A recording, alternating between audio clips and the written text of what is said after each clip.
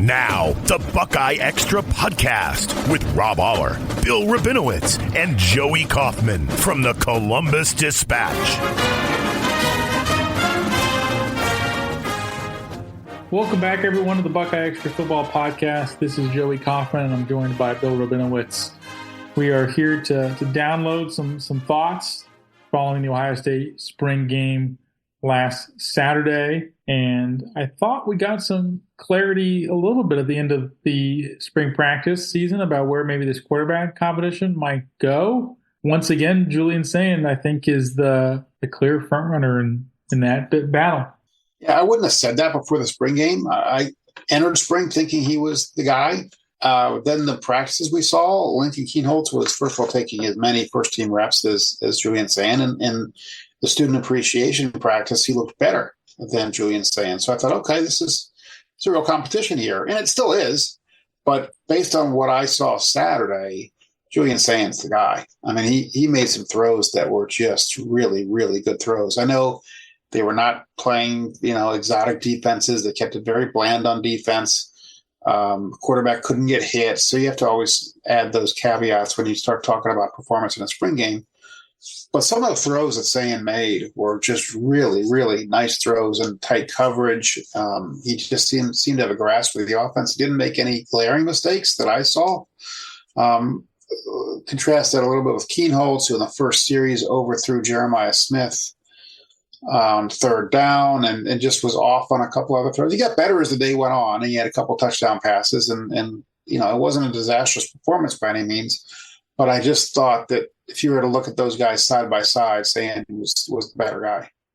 I think so, and I was with you as well coming into this spring game, where even though Julian Sayin was perceived as the front runner to win the job coming into spring practice, nothing that we had seen in the limited windows really wowed you by him. And granted, we only see a fraction of stuff, but the second to last scrimmage they had for Student Appreciation Day, the walkthrough practice on Friday, where he twice fumbled in that setting, just nothing had happened that made you feel like it was case closed. This is the Ohio State starting quarterback in 2025. Thanks for playing. But Saturday was a really, I think, convincing statement from him that he is still the favorite to win the job.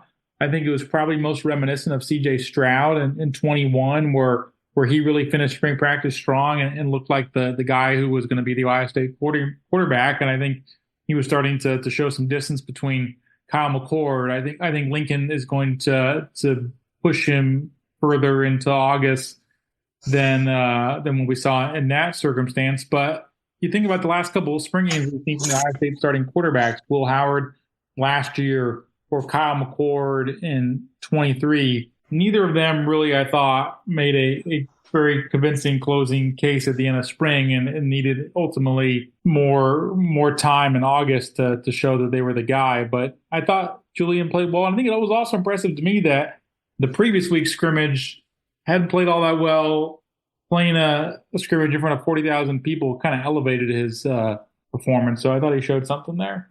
Yeah, I think we're pretty much in the same spot we were in at the beginning of spring, where Sayin is the front runner, but it's not a done deal. And I would not expect Ryan Day to name a starter anytime soon. I mean, even well into camp. It's generally been 12 days before the opener. That's kind of the sweet spot for when he announced the coach. I think last year with Will, it was maybe a shade under 3 weeks. So that was the earliest he'd ever starting. But everyone knew. I mean, we'd seen enough and heard enough by early in training camp that there was very little doubt that he was going to be the quarterback, unless he just fell on his face in training camp. And so this is much more of a competition. I kind of go back to what I heard of the NFL Combine when we had asked these departing Ohio State guys their impressions of the quarterbacks, and they all just raved about Julian Sayin. So he's the next great guy. And they see him every day. They saw him every day last year, so they know what he can do. And so that's why I thought that Sayin was the clear front runner. But Kienholz played well. He was the first quarterback out there too with the first string offense. Right. he's a year older. That might be the reason. Okay, give it to the guy with the most seniority, and you don't read really much into any of that stuff because it was Keenholz with the ones, and then Sand with the twos, and then Sand with the ones, and then Keenholz with the twos. Mm-hmm. So they really tried to give each guy a chance with both units. And so, I mean, he just has such a quick release. Sand has such a quick release. He's got a nice, strong, accurate arm. Kind of looks effortless. It's like a pitcher who just throws 95 and it doesn't look like he's really even exerting himself. He just, and he's not the biggest guy in the world either, which is a little bit of a knock on him. But 6'1", if that's what he is, isn't too small. I mean, look, Dylan Gabriel was really good at 5'11". That's what he was listed at. He's probably shorter than that. So it's, would you like him to be 6'3" or 6'4"? Well, sure, but he's not. Doesn't mean he can't be really good. The Troy Smith was 6 foot. What matters is, can he make the throws and can he make the plays, and are you mentally sharp enough and leadership, all that kind of stuff. And there's nothing to indicate that Julian Sand can't do any of those things. Yeah, I don't even really have a specific moment to really pick out or a specific throw with him. It's just the way he managed those drives in the first half of the spring game just looked so effortless, smooth, kept them on schedule, and the way he can kind of layer some of his throws, I think, is impressive. He's just a very pure pocket passer, the way he delivers the ball, and just looks at ease and comfortable in the pocket.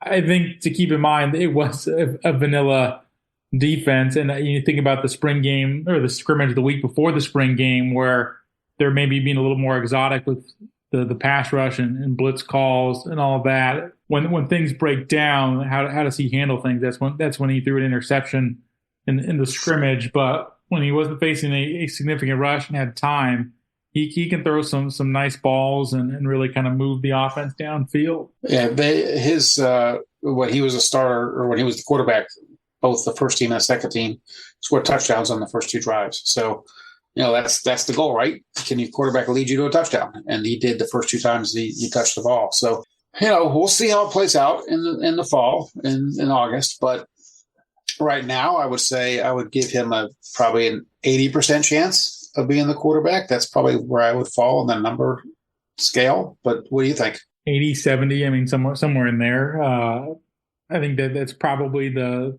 right way to put it. I do think they're going to need to keep Lincoln Keenholz involved. I know the transfer portal's opening up. This competition, it does seem like it's going to go into August and closer to the season, and they'll give Lincoln a shot.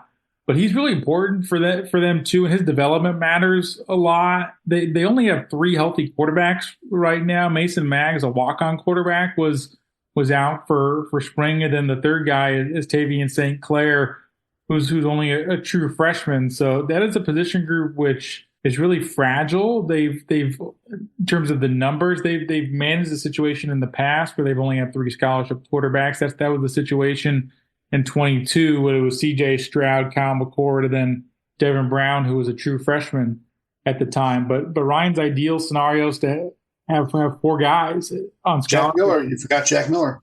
He wasn't there in 22. He had left at the end. Sorry. Okay, 22. 21. Yeah, 21 they had 4 because of because Quinn Ewers and Jack Miller were also with McCord, but Miller and Ewers both transfer at the end of the 21 season, and they go back to a situation where they only have 3 scholarship passers. In the past, they've been able to bring in some veteran guys, Gunnar Hope, Chris Chuganoff, most recently Tristan Gebbia from Oregon State.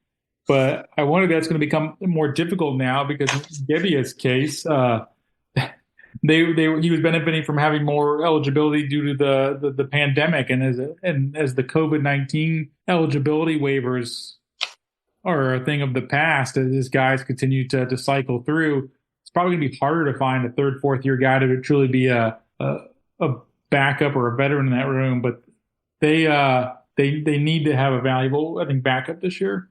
I think they'd love to get a Tristan Gebbia. Yeah.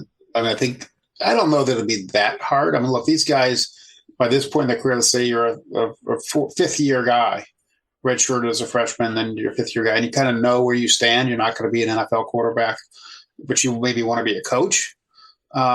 To come here and be that veteran presence and be able to put that on your resume, I think that would be pretty appealing if you have the self-knowledge self-awareness, right? To understand that you're not going to be the guy probably unless there's something kind of wacky happens, but you still want to be at a top program and you get a head start on your coaching career.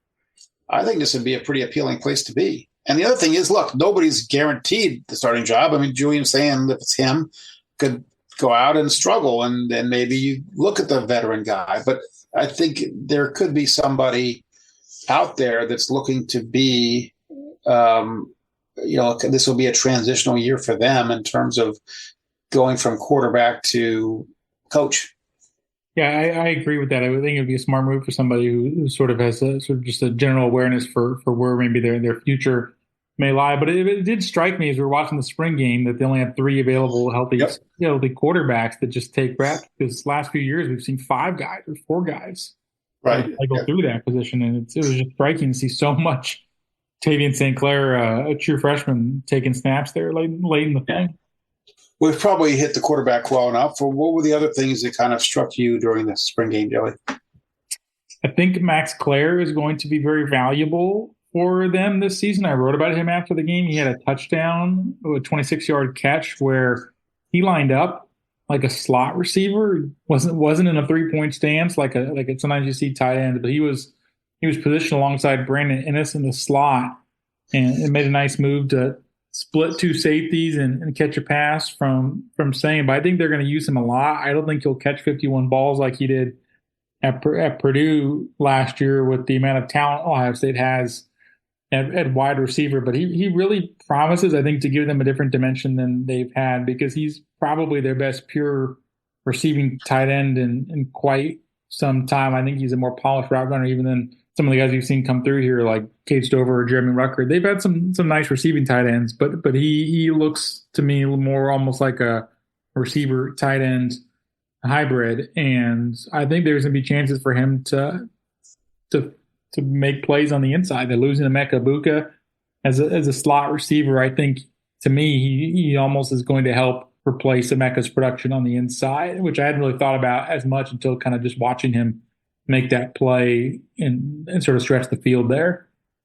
I'll name 2 other transfers. CJ Donaldson, who I thought looked good in the scrimmage. He kind of showed a burst. Yeah. He's lost 20 pounds since he got here by design, but he's still a power back. He's 226 or something like that. And I thought he looked good. And then Logan George, the defensive end from Idaho State, had a couple of sacks. You put sacks in quotes in spring games. You can't hit the quarterback. But, there weren't a lot of guys on the defensive line that really jumped out. I mean, that's maybe the most disappointing thing that I saw was there just wasn't that guy who flashed that made you go, oh, okay, there's your stud on the defensive line. Again, you're playing very bland. You're not stunning. It's just hard to impress in that kind of setting. But people have done it, and we didn't really see it other than Logan George looked pretty good. I thought but there was one play. I don't want to name the player because I don't want to. There was one play I don't want to throw him under the bus, but Phillip Daniels blocked him from the right side of the line all the way to the left side of the line, and it's like, oh, that's not good. It wasn't a starter. It was a guy who was one of his backup guys, and it was like, again, I'm not naming only because that's the only play I saw him make, and I don't want to make everyone think he sucks. It's based on me watching one play. But you can't have your defensive end or defensive tackle be pushed from one end of the line to the other. I think like Caden Curry and Kenyatta Jackson will be good defensive ends. C.J. Hicks on consecutive plays had a hands to the face penalty and then a sack. So we saw the good and the bad of C.J. Obviously, Caleb Downs and Sonny Styles didn't play a whole lot in that spring game, wisely. But there was just nobody that really, really jumped out at me on defense that made me go, okay, that guy's that I haven't heard of is going to make an impact. I thought Jalen McClain did kind of flash a little bit. Safety. He's competing with Malik Hartford. I thought he had a pretty good game. And then there were 2 interceptions. Inky Jones had one. And who was the other one? Oh, it was Fahim Delane, the freshman, 5-star freshman safety. That was a nice pick.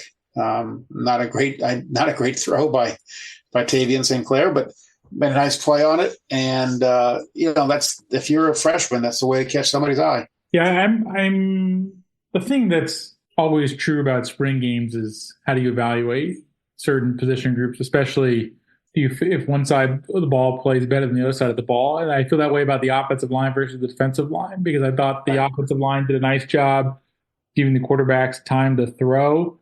They have Ethan Owinawa at the left tackle, and then at the right tackle, you have Austin Cerevel who start there, but Philip Daniels, I think, also played well at right tackle, and you have so much continuity and stability on the interior of your offensive line that position group looks much more stable than it did a year ago, where there's so many questions about the offensive line just hanging over this team. And ultimately they go on this playoff run and play well. And guys like Luke Montgomery and Carson Hinsman and Austin Cerevel and Integra Chabola are all back, and they all took a step forward last December and January. And now they're sort of reaping the reward of that. But the other side of it is it never felt like anybody on the defensive line stressed them a ton. There were some flashes here and there, but you didn't really see a ton of guys getting into the backfield and seeing plays just totally break down. And that to me it's sort of a glass half empty, glass half full situation. Is what do you make of that? Because the offensive line should be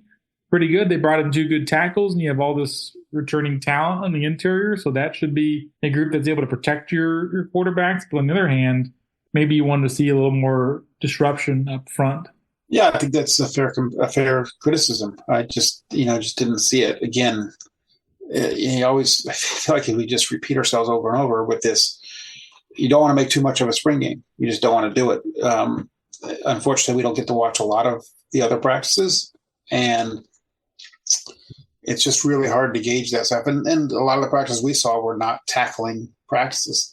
Football is weird, and it's not weird. It's just different that way. You can never simulate a game because you don't want your quarterbacks getting hurt.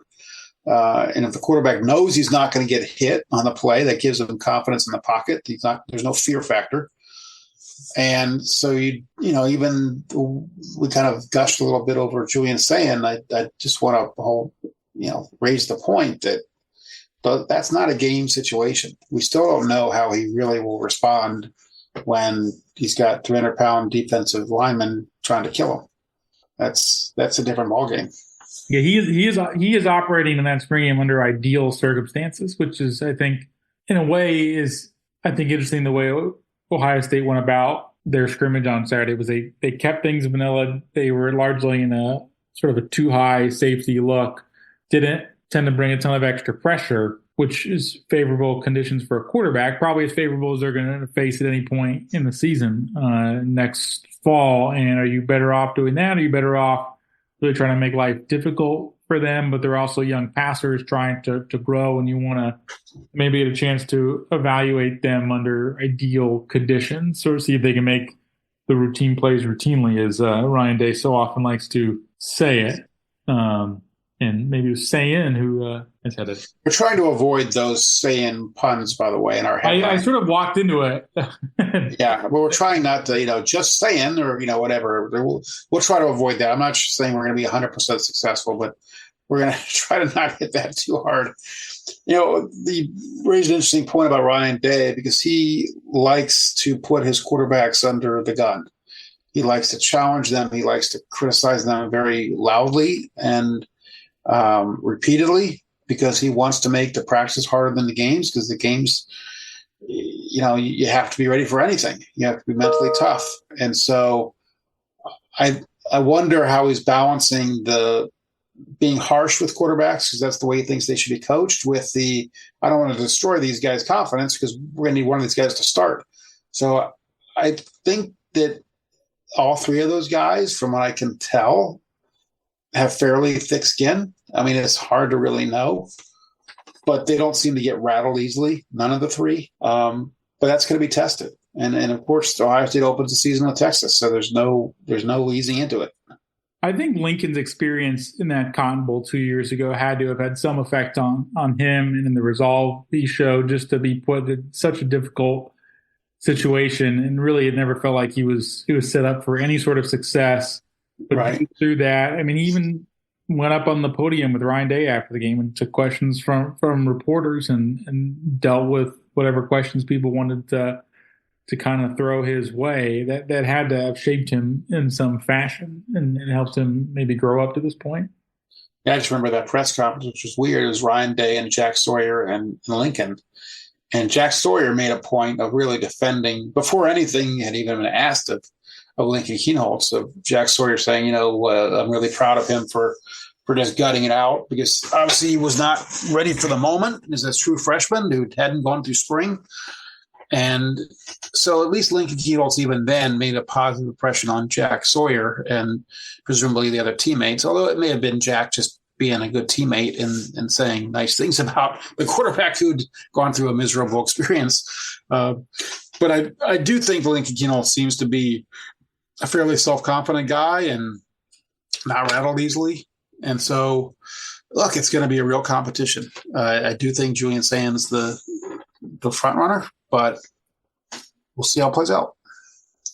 Another guy we should mention that I thought stood out was Mylan Graham, the touchdown that he had, the 51-yarder where he took that quick slant and moved really fast, 4 catches over 100 yards on the day for him. He moves really quickly and with a bounce, and he is in his career probably going to be overshadowed by Jeremiah Smith, who was the other 5-star recruit in the same recruiting class. Well, Mylan Graham didn't get to campus until the summer, so he had a later start to his college career. But I think he's going to be a really nice player for them. We talked a lot about Quincy Porter during the last week of spring practice, lost his black stripe, and among the early enrollee freshmen had really stood out. Well, I kind of think in some ways because of that, being sandwiched between Jeremiah Smith and Quincy Porter, Mylan Graham's probably been overshadowed a little bit, and I think he's going to push for a role as well. The receiver room seems really Ohio State's had some deep receiver rooms and really talented groups, but this is really talented because if you pencil in your first string as Jeremiah Smith, Carnell Tate outside, Brandon Ennis in the slot. Well, the second group is Quincy Porter, Mylan Graham, and Bryson Rogers. That's a good group as well. Yeah, Quincy Porter was the number 31 overall prospect last year, number 4 receiver. And you expect he's a 5-star guy. You expect him to make an impact. And, he looked good. Look, the one position Ohio State has not had to worry about for years is wide receiver. It's just been a pipeline. We know the list. Chris Olave and Jackson Smith-Njigba, and Marvin Harrison. You forget about guys who are great. He actually, Graham is wearing number 5, which makes you think of Garrett Wilson. Oh my God, what's his name? Garrett Wilson. Garrett Wilson. Because what happens when you get old, folks? Not the same body type. I think Mylan actually looks a little bigger. Is that possible? He look bigger? He looks bigger. I don't know if he looks bigger. People have made the comparison, and I think sometimes that gets a little overdone because he's wearing the same jersey number, and it just makes it very easy to have your mind slip back to that player because he wore the same number. But he does have just a sort of a springiness to him, a good bounce. Yeah. Good word, Joey. Good word. That's sometimes the nice thing about podcasts. I don't know if springiness would fly in the print paper of the Dispatch, but among the 25-minute mark of a podcast, you can get away with it. Well, maybe I could get my favorite sports writing word in, which I've told you. Do you remember? I'm quizzing you. My favorite sports writing word. What is embattled? No. Stymied. Stymied? Yeah. Stymied. It's a great sports writing word. The defense did not stymie the offense very often on Saturday. No, but Ohio State stymied Tennessee, then Oregon, and then led to Ryan Day no longer being embattled. This is very true. This is very true. And the much maligned is another one. No longer maligned. Rose to the occasion. Yeah, I think that pretty much covers it for the spring game. I think in some ways you are limited by what you can really learn from these situations. I think it's best to get a chance to maybe evaluate some individual players and their potential contributions. But in terms of, I think, scheme, you're going to be a little limited in what you can pick up from that because there they're going to keep it bland. So I think it's hard to get maybe a better glimpse of maybe what the changes or tweaks to the Ohio State defense under Matt Patricia will be, because we haven't really talked about him as much this spring, just how things could be different with him and what sort of spin does he put on the defense. But certainly there will be, I think, some different flavor when August comes around. Yeah. I thought it was interesting that Ryan Day described his team as edgy and competitive. And I think there was a bit of a chip on the shoulder. I mean, obviously Ohio State is coming off a national championship season, but you get the sense that these guys, mostly they were backups last year, almost are sick of it. And it's like, okay, that was great. That was last year's team. Let's make our own history here. And could they win a national championship? Sure. But it's not the expectation level that it was last year. Last year was almost like they felt like it was. I mean, it was national championship or bust. I mean, that was it. You just wouldn't say that about this year's team. I mean, they could win it. They're one of the betting favorites, if not the betting favorite, to win it. But when you lose the number of people that they lost, you can't go into a season saying if they don't win a national championship, it's a failure. It's unrealistic. You're talking about 18 to 22-year-olds. So I think that Day likes the attitude of the team. I think that he is not sure about the quarterback. I think he's not sure about the defensive line depth, probably the overall defensive depth. But I think he likes this team. It's not the same comfort level that he had with those guys last year, because he coached them for 4 or 5 years and he knew everything about them. He knew what buttons to push, all that stuff. He's got to figure that out. So it's really a new team. When you think about somebody like Jack Sawyer, he was offered a scholarship by Ryan Day very early in 2019. So Day had a relationship with him as long as he had been the Ohio State coach. And there were players who were not quite maybe with that extensive history with him, but it's been 4 or 5 years around Ohio State, and maybe even 5 or 6 as part of their recruitment. So there's been so much turnover. And when you describe the chippiness, I think it's because so many of the players who were a part of last year's team, who led them to the national title, are gone. But those were the guys who were the sort of the toast of the town, the Jack Sawyers, the JT Tuimoloaus, the Cody Simon, Mecca Buka, Will Howard, Trevion Henderson. And because the roster's totally been remade in a lot of ways, I think you have this next wave of players who are looking to kind of assert themselves and show that they can be impactful on a title team. This and we'll probably talk about this more this offseason, and I mentioned it to you the other day, was unlike other title defenses in Ohio State history, this is a new group that's defending the title. When they won in 2014, it was largely the same nucleus coming back. When they won in 2002, so many of those guys came back. In 1968, those are the super sophomores. You had the same sort of collection of players, and they were having to sort of do it again. Well, outside of maybe a handful of returners like Jeremiah Smith and Caleb Downs, who were really bona fide stars, you have a sort of a different kind of frontline group trying to defend a title. I think that'll be sort of an interesting way to maybe defend the title. And those teams, as loaded as they were, they failed in terms of repeating. Because it's human nature to let up. It's hard to manufacture. Right. I mean, the 69 team famously lost to Michigan 24-12. The 2003 Ohio State team lost at least one game. I think they lost 2 games. Lost to Michigan. Right. And in 15 is maybe in some ways the biggest disappointment, because that was as talented a college roster as you're ever going to find. And then they had that disaster against Michigan State. And that cost them a chance for the national championship. Ohio State's gotten fortunate to win the last 2 national championships because the playoff was expanded. It went from a BCS final, 2 teams, to 4 teams in the original iteration of the college football playoff, and then obviously 12 teams last year. And so, look, I think still you can't have a successful year at Ohio State if you don't make the playoff. I think that's still an expectation that this team, even with the inexperience, should have. They should make the playoff and probably win at least one game, depending on whether it's a quarterfinal or a first-round game. But, after that, I don't say it's gravy, but after that, I wouldn't say that, like, if you lose, the season's been a failure. So I think that making the playoff, which really is a 2-loss season max, you lose 3 games, you're pushing your luck. But 2 games should get you in. And look, this team has the incentive to do what last year's team couldn't or didn't, beat Michigan and win a Big Ten championship.